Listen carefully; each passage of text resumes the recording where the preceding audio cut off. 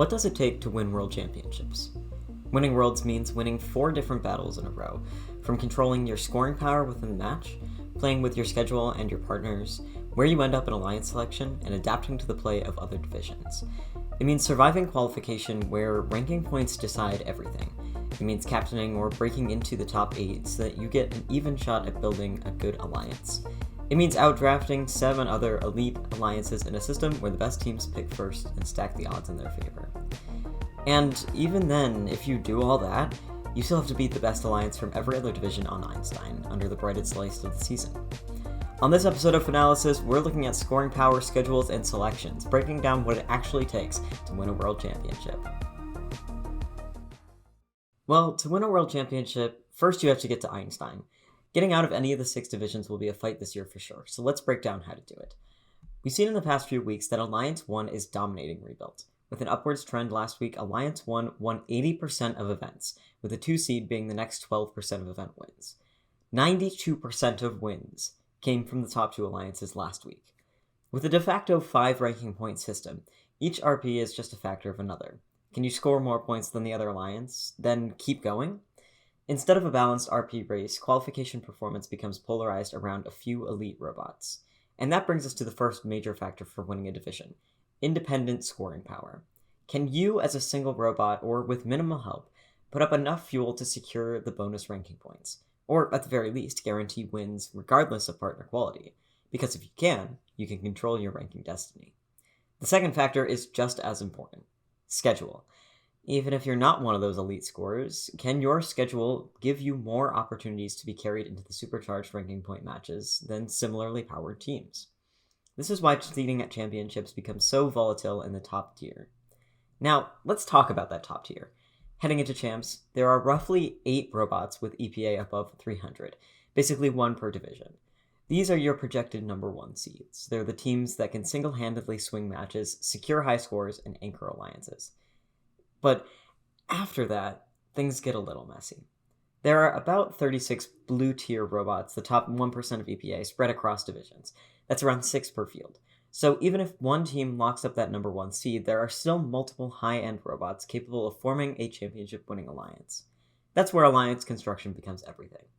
So to understand what this actually wins at this level, we're going to look at the closest comparisons we have, events with the highest top EPA that were played so far this season.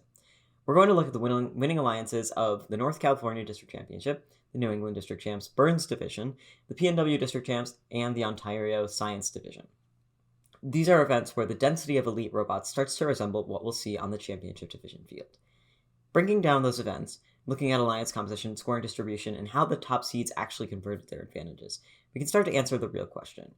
Not just how to seed first, but how to build an alliance that can survive playoffs and actually make it to Einstein. Before we get to our next segment, we'd like to thank the following. FRCtees Managed Store Program is an easy and profitable way to fundraise for your team or off-season event. FRCtees will handle everything from production, packaging, bulk or drop shipping, payment collection, and accounting. Teams can set their own prices, and FRCtees will take care of the rest. Fill out a quote request or get more information when you schedule a callback at FRCtees.com. We're going to start in Northern California, looking at the final tiebreaker between 2 powerhouse alliances. These alliances both played kind of early in the week, and we got to see a lot of a preview of how a lot of these districts were going to play out. So this match was decided really in the last 15 seconds by the robots playing on the field. But key defensive moves were sort of what decided the match. So let's look at how key the third robot is going to be for these alliances. In the final few seconds here, 6238 is going to come over and play defense in this zone, while their opponent robot is going to play defense over here on 254. It's the difference between this move right here that knocks one of the blue scoring robots off their path and makes sure that they can't deliver that fuel, versus, and we'll scroll back a little bit here so you can see it, versus sort of that zone defense that isn't quite man-on-man, where 254 is still sort of collecting in order to score. That really sets the tone and difference here. 254 is able to make all these shots, while the Blue Alliance is prevented from making them, which really ends up being the 30-point difference in this match. Next, we're going to look at a few matches that happened this past weekend, sort of when robots are getting to the point where they're at their maximum EPA, and we're able to see what happens when all of these teams come together. First, we're going to look at the New England District's Burns Division. Now, in this match, there's going to be 2 robot failures, but it's how the Alliance ends up adapting that's going to differentiate between the two. The Alliance strategies for both of these matches is that they both have a defense robot, but the defense robot is doing different things depending on what the Alliance wants. The Red Alliance has a Big Hopper style bump robot as their defending robot, whose job is also to collect balls as they come near them. The Blue Alliance has a defense robot that also passes when the need comes to it. But we'll see as we get further into this match that both 125 and 1768 are going to break down a little bit. 1768 already has here. Their collector's been damaged, so they turn to defense. Their other robot, 9644, who has been playing defense, now goes on the offensive mode. They also start to push fuel and herd it around so that their partner, 5687, can still continue scoring. It's that level of adaptability that really sets the Blue Alliance apart here, even though they are down by a few points here headed into the end game. So they're actually going to complete the comeback here, but it's because of that defensive play and counter-defensive play that you're going to start seeing from 9644 that allows those teams to do that. So 9644 has now pivoted to counter-defense since they have a good amount of fuel on the field, and 5687 is able to sort of swoop that and come back, and now 9644 is going to find that opening for them, while 1768 is still playing defense in their opponent's alliance zone. So with red at full power now, 125 is still having some comms issues, so it's a little bit difficult to tell here what's going on, but 1768 still playing defense, and 9644 still playing counter defense, and that is how this alliance was able to adapt to what was happening and still come out with the win. It's also the consistency. 125 did have a few times where they were down and out of the match, and that ended up being the difference in terms of what happened with fuel points, and these alliances were really evenly matched in terms of EPA, so being a one robot down really did impact the alliance. But having the adaptability to still be able to drive and still be able to move around the field allowed 1768, even though their scoring was damaged, to still contribute to the alliance in a meaningful way. Before we get to our next segment, we'd like to thank the following. Kettering University's cutting-edge programs and their experiential co-op model seamlessly blend the professional and academic worlds, offering hands-on, future-focused learning that empowers students to pursue new ideas and inspires other institutions to follow their lead. Don't just be ahead of the curve, create the curve. Get more information at kettering.edu/first. Next up, we're going to look at the PNW district. The Pacific Northwest District is a really good example in this case because the top 24 EPA is on the higher end of what we saw in districts. So that means that robots are going to have more capabilities as they wrap back around.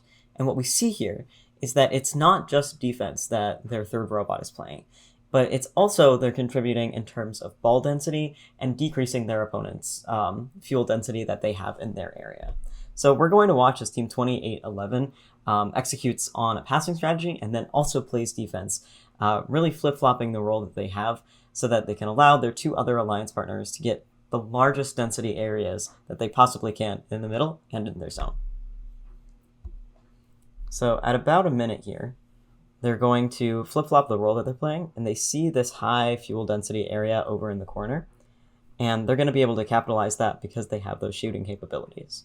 So switching from defense, they pivot over, and they're able to aid their alliance partners who are on their active shift.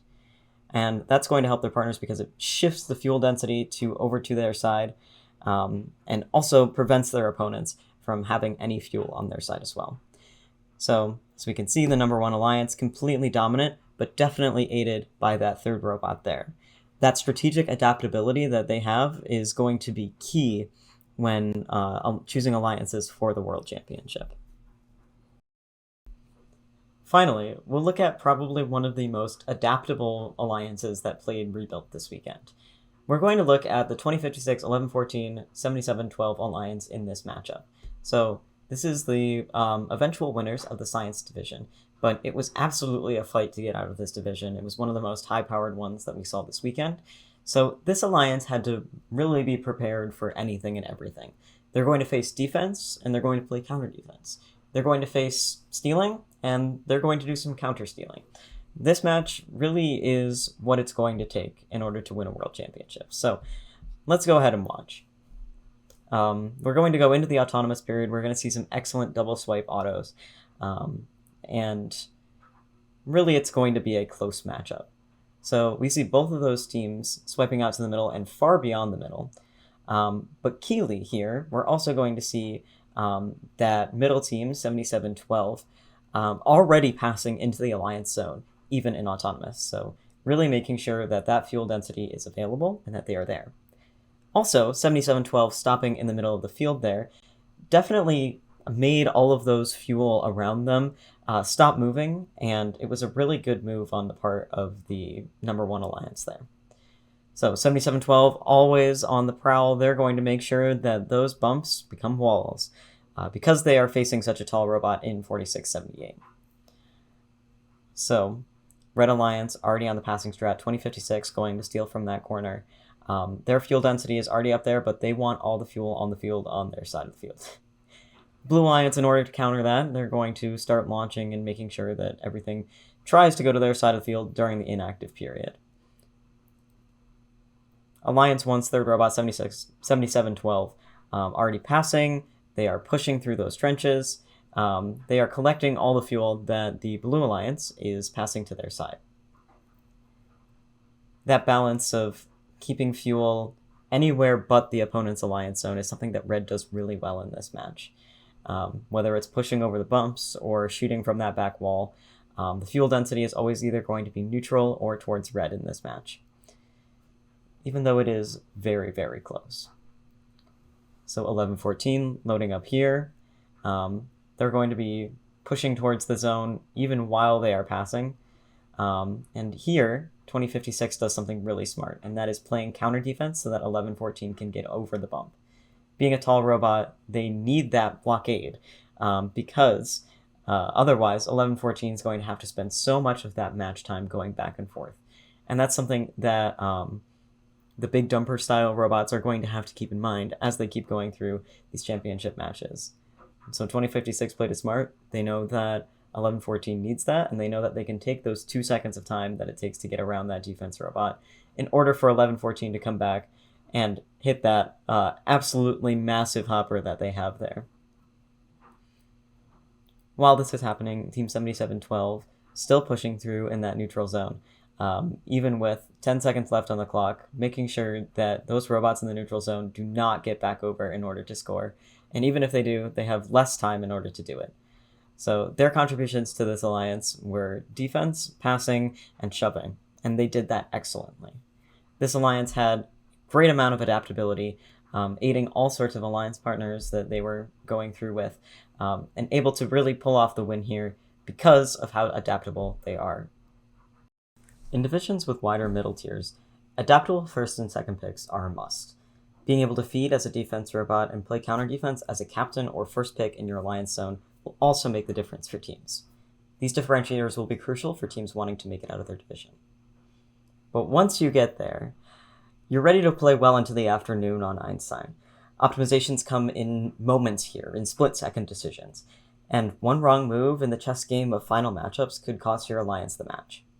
First, make sure that all the robots on your alliance go through a full systems check before heading out to the match. We've seen a lot of matches this year that are decided by robots either disconnecting from the field or not moving. All three robots on each alliance can really make the difference this year, especially in this game. Each robot on your team will have to be at their peak performance to take on the best of the best. So let's talk about adaptability. One of the matches that we saw that teams were able to move up from winning their division this past weekend was the Ontario Provincial Championship. As we saw, the 2056 Alliance was one of the more adaptable alliances. Representing science, their division had 3 robots that really were key in order to keep their alliance moving on top of things. So, they're going to face an alliance that is also built on adaptability and has very similar strategies to them. So seeing how they adapt is something that is going to be very important in terms of moving forward at the championship event. So last time we saw 7712 go out to the middle in auto and start feeding immediately.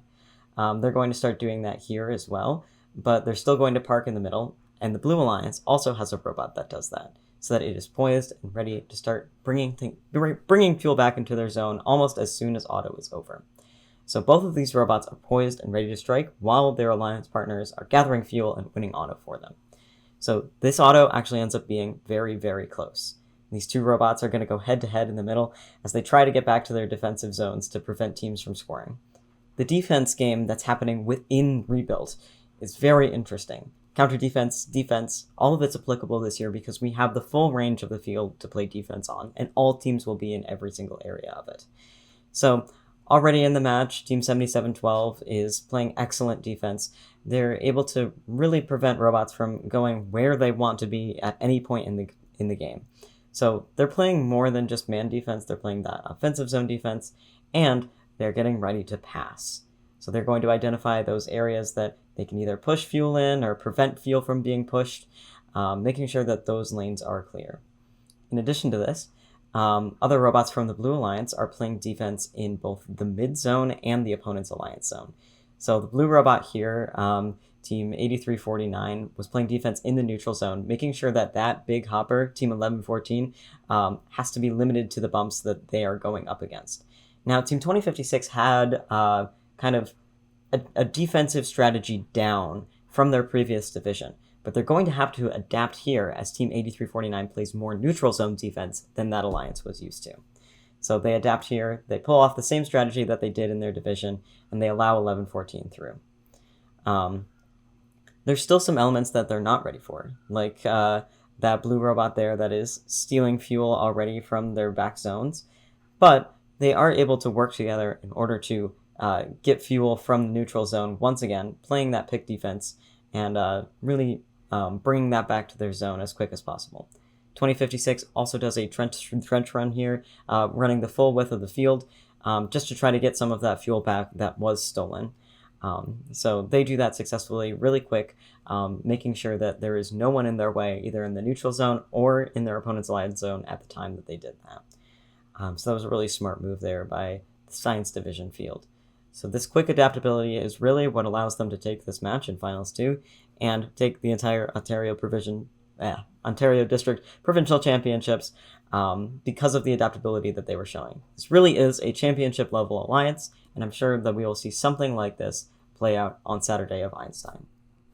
So, how do you win Einstein? It's going to come down to robot capabilities in terms of scoring, seeding high, and then choosing an alliance that can be adaptable and fit the needs of many different scenarios that you're going to encounter. There's going to be a lot of little details here that all come into play, and it'll be the teams that can rise up to the challenge, keep scoring, keep their robot intact, and keep going with any strategy that's thrown at them that are going to come out on top. Can't wait to see what ends up happening in our final matches of Rebuilt. We'll see you next time on FUNalysis. Thanks for watching. Don't forget to like, subscribe, and click the bell to stay up to date on future fun videos.